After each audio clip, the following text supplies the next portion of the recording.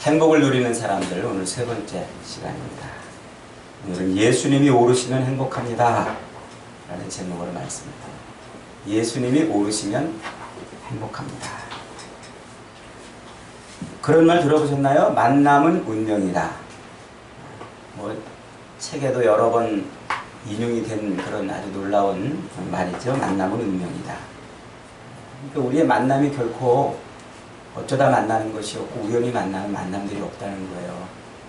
이렇게 함께 우리가 예배를 드리는 것도 사실은 이게 보통 만남이 아니라는 것이죠. 그런데 우리 사람은요, 누구를 만나느냐에 따라서 그 인생의 행복과 불행이 결정이 되게 돼 있어요. 누구를 만나느냐에 따라서. 누구를 만나느냐에 따라서 그 인생의 팔자가 피기도 하고 아니면 인생의 불행이 들이오기도 한다는 것이죠.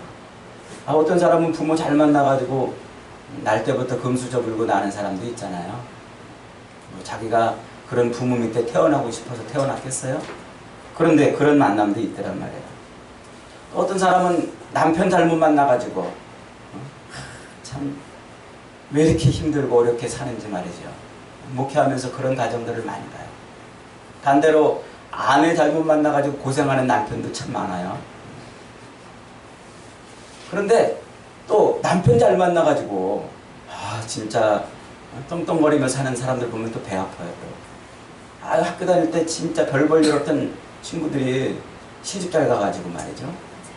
맞아요. 그런 사람들이 있어요. 진짜 배 아프지 않아요?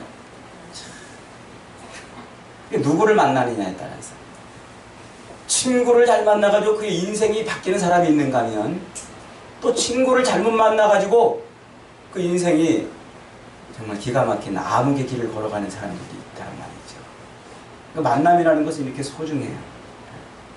그래서 아름다운 만남은 하늘의 축복이다 이런 말도 있어요. 하늘의 축복이다. 더더욱이 마음에 심한 상처를 가지고 있는 사람들이 그 상처가 치유될 만한 그런 만남을 가진다면 얼마나 좋겠습니까? 그 만남을 어찌 아름다운 만남이라고 하지 않을 수 있겠습니까? 흔히들 이야기하기를요, 우리 사람은 인생을 인생 70, 80 살아갈 때 3번의 중요한 만남이 있대요. 3번. 적어도 그 3번은요, 우리 인생을 바꿀 만한 그런 만남이라는 것이죠. 첫째로는 내 부모, 내 형제를 만나는 거예요. 내 부모, 내 형제를 만나는 거예요. 그렇지 않습니까? 진짜 어떤 사람은요, 부모 잘못 만나가지고 진짜 고통당하는 그런 인생도 많아요. 제 친구도요, 정말 그 아버지가 술에 쩔어가지고 가정을 돌보지 않고 자식들을 제대로 양육하지 않고 아주 늙어가지고 기력이 하나도 없을 때까지 자식들에게 짐이 돼가지고 그렇게 자식들을 고통스럽게 하는 부모도 있더란 말이에요. 그런 부모 만나면 정말 그 인생이 도저히 헤어날 수 없는 그런 고통 가운데 있기도 해요. 고통 가운데. 두 번째로는요, 배우자와의 만남이죠. 배우자의 만남. 이 부모와의 만남과는 다르게 이 배우자와의 만남은 내가 선택하는 만남이에요. 내 의지로 내가 누구를 선택하느냐. 그래서 이 만남도 때로는요, 우리 인생에 큰 영향을 주지만, 그러나 그 인생에 영향을 준다고 해서 그 만남을 우리가 쉽게 깨트려 버릴 수 없는 만남이에요. 책임이 있는 만남인 것이죠. 책임이 있는 만남. 그리고 우리 인생에 가장 중요한, 제일 중요한 만남을 또 하나 꼽으라고 한다면 종교적인 만남이에요. 종교적인 만남. 신과의 만남이죠. 신과의 만남. 아마 우리 인생의 그 수많은 만남 중에서도 가장 소중한 만남이고 가장 중요한 만남일 것입니다. 그렇지 않겠어요, 여러분? 우리가 신을 만났는데, 우리의 이 창조주 되시고 우리 인생의 주관자 되시는 신을 만났는데, 우리 그 만남이 어찌 귀한 만남이 아니겠냔 말이죠. 예전에 제가 학생들을 지도할 때 이런 비슷한 설교를 했더니, 그러면 뭐 꼭 하나님 안 만나고 저 무슨 뭐 불교나 다른 이슬람이나 그런 신 만난 사람들도 다 행복하겠네요? 그러더라고요. 참 바보 같은 질문을 해요. 그죠? 왜 그것이 바보 같은 질문일까요? 여러분, 세상에 수많은 종교들이 있잖아요. 많은 종교들. 이 기독교 말고도 얼마나 많은 종교들이 있어요. 그런데 그 수많은 종교들은 무엇을 증거해 주는 거라고요? 무엇을 증거한다고요? 네. 하나님이 우리 인간을 지었다는 것을 증거해 주는 결정적인 증거예요. 그게 하나님이 우리 인간을 만들었다는. 무슨 하나님이 인간을 만들었는데 세상에 종교가 많다는 것과 무슨 관계가 있느냐 그러죠. 여러분, 하나님이 우리 인간을 지을 때 우리 인간의 마음속에 두 가지를 넣으셨어요. 하나는 종교심, 또 하나는 양심. 그래서 하나님은요, 우리 인간을 지으시고 하나님에게서 떨어지지 말라고, 어디로 또 이게 떨어졌다가도 하나님을 제대로 찾아오라고 우리 안에 그 종교심, 신의식을 심어놓은 거예요. 오늘날로 말하면 내비게이션 같은 거예요. 하나님을 찾게 하는 거죠. 또 하나는 양심이에요. 하나님의 법, 하나님의 말씀, 그 말씀에서 벗어나지 않도록 경보를 해주는 경보기를 달아놨어요. 그래서 우리가 남의 물건을 하나 훔치려고 해도 막 경보기가 작동해요. 떨려요. 막. 떨리고 막 식은땀 나고 그러죠. 근데 이 경보기는 자꾸 꺼버리면 더 이상 작동을 안 해요. 그래서 남의 물건 하나, 바늘 하나 훔치려고만 해도 처음에는 막 떨다가 그 다음에는 그걸 무시하고 또 하면은 작동을 안 해요. 그래서 우리말 속담에 그런 말 있죠. 바늘도둑이, 그게 경보를 울려줌에도 불구하고 그걸 내가 꺼버리기 때문에 그래요. 하나님은 이렇게 두 가지를 넣어놓으셨어요. 하나는 종교심과 양심. 그래서 하나님을, 우리 인간은요, 하나님에게로부터 지음을 받았기 때문에 하나님만 바라보고 하나님만 찾고 신을 두려워하는 마음을 갖게 돼 있어요. 신의식이에요. 신을 의식하는, 인간에게만 있는 거예요. 우리 집에 개 한 마리를 키우고 있는데, 저는 지금껏 이 개를 한 10년 가까이 키우는데 그놈이 한 번이라도 하나님 찾는 거 못 봤어요. 제가 그 TV 프로그램 중에서 유일하게, 옛날에, 요즘에는 잘 안 봅니다만 유일하게 보던 프로그램 중에 하나가 동물의 왕국인데요. 어릴 때. 그 동물의 왕국 프로그램을 그렇게 봤는데 그 아프리카 동물들이 모여가지고 구역 예배 드렸다는 말 한 번도 못 들어봤어요. 동물원에 원숭이들이 모여가지고 기도했다는 얘기 들어보셨어요? 동물에게는 신의식, 신을 의식하는, 신을 두려워하고 경외하고 신을 의지하는 그런 마음이 없어요. 왜? 하나님이 그거 동물에게는 안 넣어주셨어요. 오로지 하나님에게만 넣어놓으신 거예요. 하나님을 잊어버리지 말라고.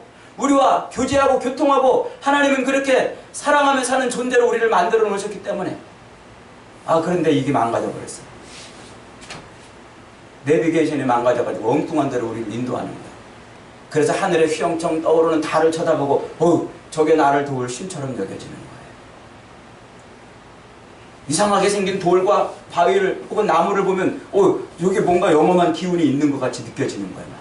신을 찾고 의지하는 마음은 있는데 이게 망가지니까 진짜 하나님, 바른 하나님을 못 보고 엉뚱한 걸 신처럼 섬기는 거예요. 그래서 세상에 그렇게 수많은 종교들이 있는 거예요. 이 망가진 종교심 때문에. 그런데 그런 망가진 종교심을 고쳐주시고 우리에게로 와가지고 우리의 창조주가 우리를 만나주셨단 말이에요. 그게 우리 인생에 어떻게 복 있는 만남이 되지 않겠냐는 것이죠. 위대한 만남이에요. 세상에 그 어떤 우리의 만남보다 가장 소중한 만남이라는 것이죠. 여러분, 신과의 만남, 즉 우리의 구세주가 되시는 예수님과의 이 만남, 이 만남은 우리 인생의 최고의 만남이고, 죄인이 변해서 의인이 되는 만남이고, 저주의 인생이 축복이 되는 그런 만남이고, 절망의 인생이 소망의 인생이 되는 만남이에요. 죽음이 영생으로 바뀌는 만남이에요. 사망이 부활에 되는 그런 만남이에요. 이 한 번의 만남으로 우리 인생은 행과 불행 정도가 아니라 아주 극과 극을 달리는 그런 변화가 일어나는 거예요. 이 만남을 우리가 어떻게 다루느냐에 따라서 말이죠. 오늘 우리가 읽은 본문은 예수님을 만난 베드로의 이야기를 통해서 우리 인생에 다가오신 그 예수님을 우리가 어떻게 해야 되는지를 가르쳐주고 있어요. 어떻게 해야 되는지. 그러므로 말미암아 우리 인생이 어떻게 변화될 것인지를 오늘 본문은 가르쳐주고 있어요. 오늘 저와 여러분 그리고 우리의 자녀들은 우리 인생을 송두리째 변화시킬 이 놀라운 만남, 예수 그리스도와의 만남에 성공하는 은혜가 있기를 주님의 이름으로 축원합니다. 여러분, 오늘 본문의 무대를 가만히 보세요. 사실 오늘 본문은요, 우리가 이미 익히 잘 알고 있는 본문이잖아요. 그래서 이 목회자들은요, 이런 잘 아는 본문을 설교하려고 그러면 참 부담이 많이 돼요. 왜냐하면 뻔한 얘기를 또 할 수 없으니까. 오늘 제가 이 말씀을, 저도 뭐 이 말씀 가지고 뭐 수십 번 설교를 했고 그랬습니다만, 오늘 제가 이 말씀을 특별히 꼽은 것은요, 오늘 우리에게 주시는 특별한 말씀이 있기 때문이에요. 오늘 본문의 무대가 어디입니까? 게네사렛 호숫가예요. 베드로가 어느 날 밤에 호수로 가서 고기를 잡으러 갔습니다. 갈릴리 바다라고도 불려지죠. 하도 넓은 호수라서. 그런데 그날따라 물고기가 잡히지 않는 것이었어요. 열심히 그물을 던졌지만 헛손질만 하는 것이었어요. 수없이 던지고 끌어올리고 또 던지고 끌어올리고 또 던지고 끌어올리고 밤이 새도록 그렇게 했지만은 놀랍게도 단 한 마리도 건져내질 못했어요. 이게 우연일까요? 우연일까요? 그렇게 밤새도록 한 마리도 잡지 못하고 어느덧 드디어 하늘이 밝아오기 시작했어요. 꼴딱 밤을 샌 거죠. 베드로는 한 마리의 물고기도 얻지를 못했지만 그러나 그물을 접어야만 했습니다. 배를 바닷가에 대고 내일 출어를 위해서 그물을 싣고 접었습니다. 바로 그때 그 아침에 수많은 사람들이 바닷가에 모여 있는 거예요. 바닷가에. 그리고는 그 수많은 사람들을 향해서 한 남자가 뭔가를 열심히 외치고 있는 거예요. 여러분, 그 아침에, 동이 터오는 그 아침에 그렇게 수많은 사람들이 거기에 왜 모였을까요? 이게 우연일까요?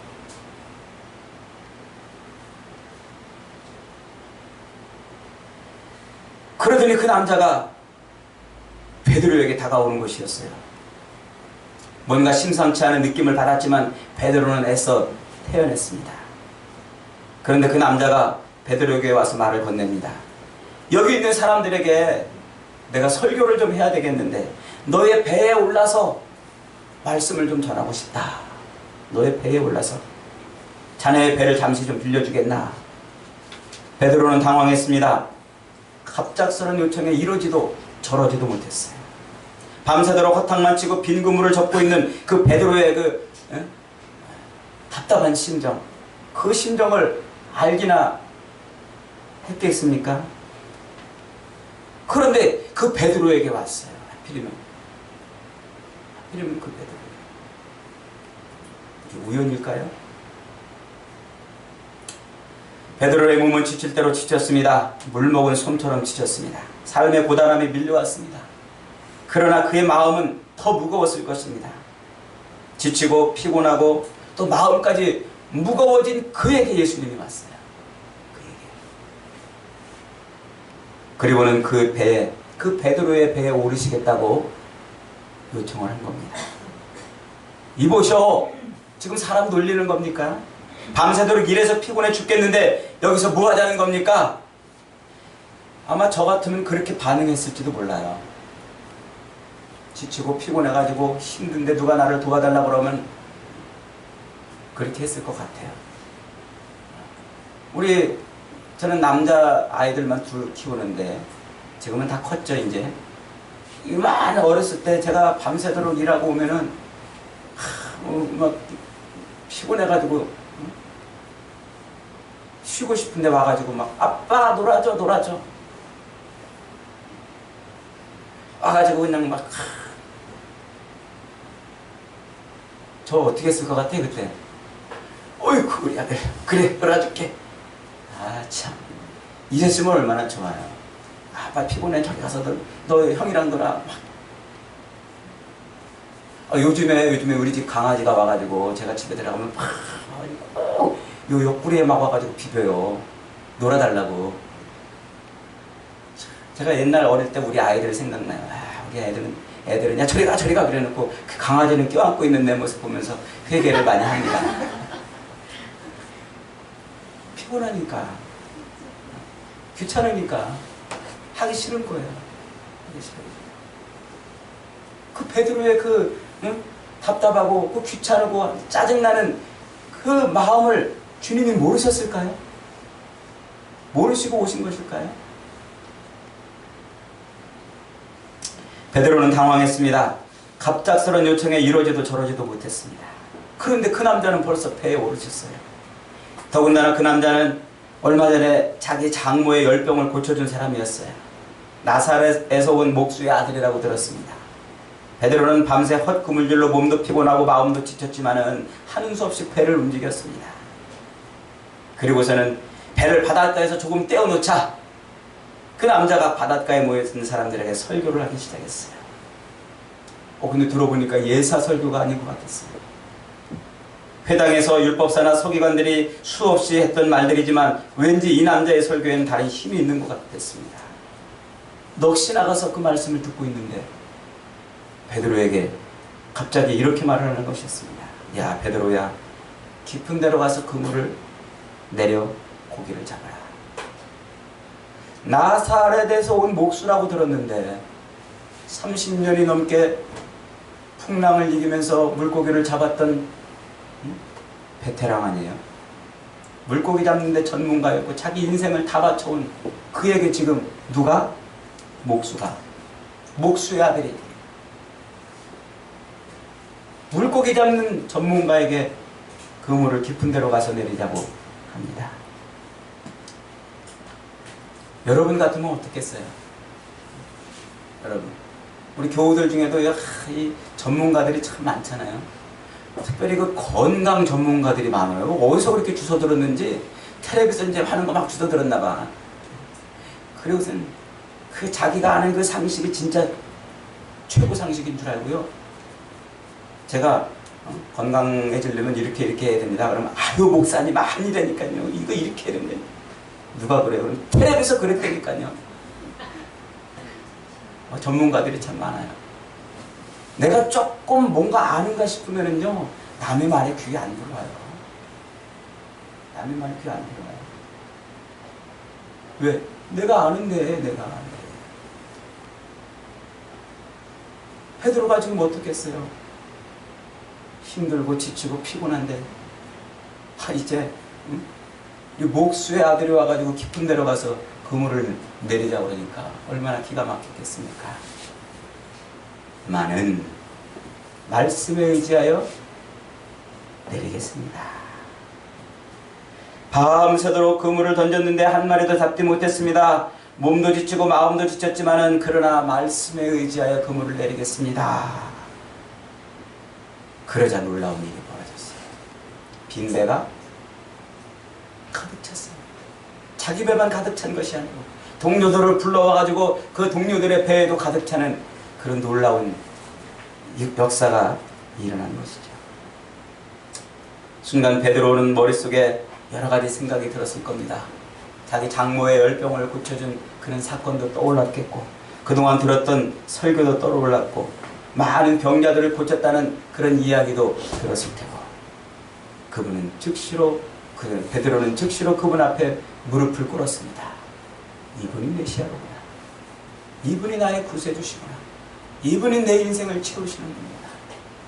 주여, 나는 죄인이로소이다. 나를 떠나소서. 그러자 예수님이 그에게 말합니다. 무서워 말라. 이제후로는 네가 사람을 취하리라. 여러분, 오늘 이 이야기가 우리에게 주는 영적인 깊은 진리가 무엇입니까? 예수님은요, 우리 인생을 그냥 내버려 두지 않는다는 사실이에요. 우리 인생. 3절을 보십시오. 예수께서 한 배에 오르시니라고 시작을 하고 있습니다. 그런데 여기서 한 배는 누구의 배라고 말합니까? 바로 시몬의 배라고 말합니다. 시몬의 배. 왜 지금 오늘 성경은, 오늘 이 본문은 왜 그 배가 시몬의 배라고 굳이 이렇게 지적을 해주고 있는 것일까요? 예수님이 일부러 그 배에 찾아오셨다는 거예요. 그가 누군지를 알고 일부러 그 배에 찾아오셨다는 거예요. 그 밤새도록 그물을 내려서 물고기를 한 마리도 잡지 못한 것도 우연히 벌어진 것이 아니고, 그 수많은 사람들이 바닷가에 모였는데 그 자리에 베드로가 배를 댄 것도 어쩌다 된 것이 아니고, 그 많은 배들 중에 주님이 그 배에 온 것도 우연히 그렇게 된 것이 아니고 주님이 찾아오셨다는 거예요. 주님이 찾아오셨다는 거예요. 주님이 오셔서 그를 제자 삼기로 작정을 하신 것입니다. 그래서 주님은 정확히 그 배에 오르신 거예요. 여러분, 세상에 되어지는 모든 일들이 하나님께서 하시는 일이라고 다 고백하면서도 왜 우리는 우리의 삶에서 벌어지는 이런 많은 일들, 주님이 우리 인생 가운데 찾아오셔서 우리에게 말씀하시는 그것을 왜 어쩌다 그렇게 된 것이라고, 우연히 벌어진 일이라고 생각하십니까? 세상에 우연은, 사실은 우연은 존재하지 않아요. 예전에 제가 미국의 그 네이처 과학 잡지인가요? 어떤 사람이 컴퓨터를 가지고 연구를 했는데,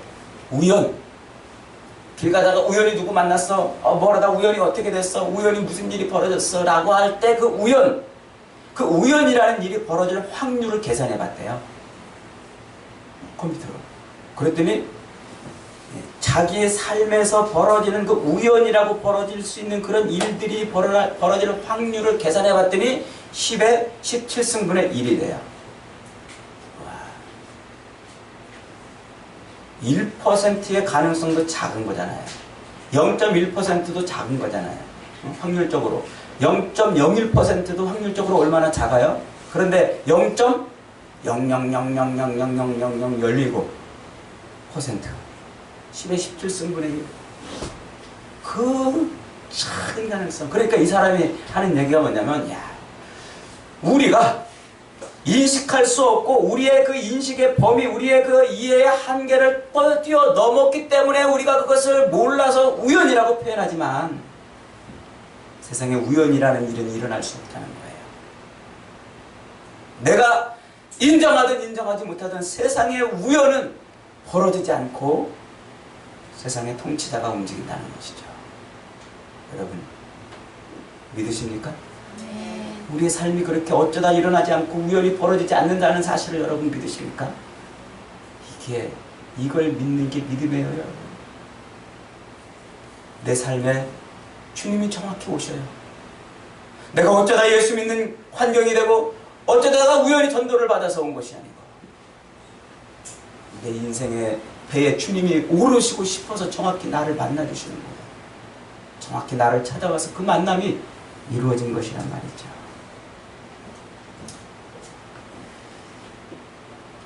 예수님은 그 배에 정확히 찾아오셨어요. 밤새도록 그물을 내렸는데도 한 마리도 잡지 못해 허탈해하고 인생의 빈 배를 가지고 있는 그 베드로의 배에 오르신 것입니다. 그물을 던지고 또 던지고 밤이 새도록 애쓰고 수고해도 우리 인생은요, 여러분, 늘 결핍과 부족해요. 우리 인생을 채울 수 있는 게 뭐가 있겠습니까? 아무것도 없어요. 아무것도. 어떤 사람은 늘 건강의 빈배를 안고 두려워할 때가 있고, 또 어떤 사람은 사업의 빈배를 안고 물질의 빈배를 안고 또 걱정할 때가 있고, 어떤 이는 또 사랑의 빈배를 안고 또 근심할 때가 있고. 우리 인생은요, 아무리 우리가 애쓰고 노력해도요, 인생의 배를 채울 것이 없어요. 늘 부족하고 늘 그것 때문에 실존적 위기 속에 내몰릴 때가 너무나 많아요. 그때 여러분 어떻게 해야 됩니까? 우리 인생의 배를 채울 것이 무엇이 있습니까? 주님밖에 없어요. 주님을 우리 인생의 배에 오르시게 해야 돼요. 주님이 우리 인생의 빈 배에 오르실 때 비로소 우리 인생은 채워지는 거예요. 주님이 우리 인생의 배에 오르실 때 비로소 우리는 가득한 인생이 되고 풍성한 인생이 되고, 비로소 그때 우리는 행복을 누리는 인생이 되는 거예요. 다른 어떤 것으로 우리 배를 채울 수 없어요. 여러분들이 밤새도록 애를 쓰고 수고해서 돈을 벌어도 몇 푼이나 벌겠어요? 여러분들이 애쓰고 수고해서 여러분의 인생을 무엇으로 채운다 할 때 그것이 며칠이나 가겠어요? 며칠이나. 옛날에 제가 그랬다고 그랬잖아요. 대학원 딱 입학했는데 다 컴퓨터로 레포트를 내는데 그 사람들은 막 점수를 막 주는 것 같아. 그래서 하나님 개발세발 이렇게 써서 제가 점수를 못 얻는 것 같습니다. 저도 컴퓨터를 한 대 주세요. 컴퓨터를 한 대 주세요. 그렇게 기도했어요. 컴퓨터를 한 대 주시면 소원이 없겠습니다. 그렇게 기도했는데 기도하면 어떻게 하신다고요? 들어주시고 드디어 컴퓨터가 생겼어요. 남들은 띠렉띠렉 찍어내는 도트 프린터인데 저는 씩씩한 잉크젯 프린터. 아, 얼마나 기분이 좋던지. 밤새도록 타자 연습하고 막 밤새도록 컴퓨터 만들고 그 기쁨, 그 레포트를 딱 가지고 아이들 앞에서 딱 내는데 아이들이 와 하는데 그 기쁨, 그 희열, 그 만족감 며칠 갔을까요? 뭐 컴퓨터 한 대 주면 뭐 소원이 없어? 딱 일주일 가요. 끝이야. 우리 인생은요 그 어떤 거를 넣어도요 부족해요. 부족. 예전 교회에서 어떤 분이 하나님 저도 아파트 한 채만 주세요. 그 양반이 아파트 한 채 받으면 진짜 뭐 구할 것이 없는 것처럼 막 그러더니 아파트를 딱 한 채 얻었는데 또 조금 있다가 하나님 뭐 주세요 맨날 그러는 거예요. 자가용이 들어가도 큰 아파트가 들어가도 여전히 결핍해. 인생을 채울 것은 뭐밖에 없어요? 예수님밖에 없어요. 예수님이 우리 인생의 배에 오르셔야 비로소 우리 인생의 배는 채움이 있고 만족이 있는 거예요. 사랑하는 여러분, 우리가 오늘 이 본문의 말씀을 통해서 깊이 묵상해야 될 진리가 있어요. 그 중에 하나가 뭐냐면 하나님은 우리 인생을 이대로 내버려 두지 않으신다는 거예요. 우리 인생을 여기다 패대기 치시라고 여기까지 끌고 오신 것이 아니라는 거예요. 내 인생이 어쩌다 여기까지 온 게 아니라는 거예요. 운이 없어서 재수가 없어서 내가 여기 이러고 있는 것이 아니라는 거예요. 내 인생이 풀리지 않고 열리지 않아서 내가 지금 이런 일을 겪고 저런 일을 겪는 것이 아니라는 거예요. 누구보다도 내 인생을 잘 알고 누구보다도 내 인생을 들여다보고 손금 내려다보지 내 인생을 쥐고 계신 그 하나님이 내 인생을 쓰고 싶어서 내 인생의 배에 오르시고 싶어서 정확히 여기까지 나를 인도하신 거예요. 그분을 여러분의 인생의 배에 오르시게 하십시오. 아멘. 그분을 여러분의 인생의 배에 오르시게 하십시오. 주님 제배에 오르십시오. 제배를 사용하십시오. 주의 나라를 위해서, 주의 영광을 위해서, 주의 능력을 위해서 제배를 드립니다. 제 인생을 드립니다. 드려야 돼요. 주님이 오르셔서 말씀을 전하신 것처럼 내 인생이 그래 주의 복음을 증거하는데 쓰임받게 해야 돼요. 주님이 오르셔서 그 말씀을 많은 사람들에게 증거하셨던 것처럼 내 인생에 주의 말씀을 전하는데 쓰임받아야 돼요. 하루하루 먹을 것, 마실 것, 입을 것 때문에 애쓰고 몸부림치는 삶으로 우리 인생을 그대로 내버려둬서는 안 돼요. 그렇게 애쓰고 수고하고 그렇게 밤이 맞도록 고생을 해도 우리는 얻을 것이 없어요. 주님이 쓰시도록 내 인생에 패를 드릴 때 비로소 채움이 있어요. 그때 비로소 주님이 채워주시는 거예요. 너희는 무엇을 먹을까, 무엇을 마실까, 무엇을 입을까 하지 말라. 이는 다 이방인들이 구하는 것이라. 너희는 먼저 그 나라와 그 의를 구하라. 그리하면 이 모든 것을 너희에게 더하시리라. 주님의 나라를 위해서, 주님의 영광을 위해서, 그의 복음과 십자가를 위해서, 많은 생명을 구원하는 일을 위해서 우리 인생의 배를 주님께 드려야 돼요. 그분이 오르시도록, 그분이 내 배에 오르시도록, 그래야 비로소 내 인생이 채워집니다. 사랑하는 여러분, 하나님은 우리 인생이 그대로 이렇게 실패하고 좌절하고 절망하게 내버려두지 않으십니다. 주님을 만날 수 있는 기회를 우리에게 주시고 주님께 예배를 드릴 수 있는 그 기회를 우리에게 허락해 주십니다. 기회를 잃어버리지 마십시오.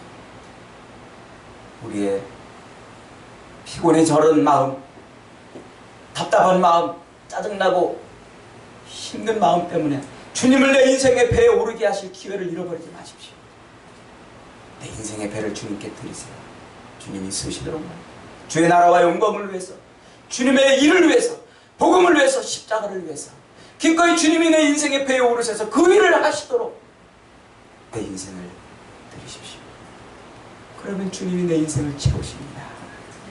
주님이 내 인생을 채우십니다. 사랑하는 여러분, 인생의 빈배, 영혼의 빈배로 인하여 괴로워하십니까? 채워도 채워도 채워지지 않는 영혼의 그 빈배로 인하여 고민하고 있습니까? 실망하지 마십시오. 주님이 여러분의 배에 오르시면 문제가 해결되는 줄을 확신하시기 바랍니다. 절망하지 마십시오. 우리 인생의 빈배에 주님이 오르시면 우리는 비로소 행복의 노래를 부르는 인생이 되는 것입니다. 인생의 짐을 짊어지고 허덕이고 절망하고 좌절하고 사는 우리 인생의 짐을 주님이 대신 짊어져 주시고 우리 어깨 위에 십자가를 짊어지고 갈 수 있도록 해주시는 거예요. 십자가를 짊어지고 갈 수 있도록. 여러분, 주님은 지금도 우리에게 오셔서 인생의 배에 오르시겠다고 말씀하십니다. 내 인생을 주님의 일을 위해서 쓰시고 싶으시다고 오늘도 우리에게 다가오십니다. 이 만남은 어쩌다, 이 만남은 우연히 벌어지는 것이 아니에요. 주님이 작정하고 우리에게 오신 겁니다. 주님이 계획하시고 주님이 작정하고 우리 인생의 배에 정확히 오셨어요. 힘들고 어렵고 여러분의 힘으로 채울 수 없고 여러분의 힘으로 해결할 수 없는 그런 문제 앞에 맞닥뜨려졌다면 주님이 여러분의 인생의 배에 오르시도록 여러분의 인생을 내어드리십시오. 주님이 오르시면 행복을 부르는, 행복의 노래를 부르는 인생이 되는 것입니다. 그런 놀라운 은혜와 복을 다 누리는 저와 여러분이 되시길 주님의 이름으로 축원합니다.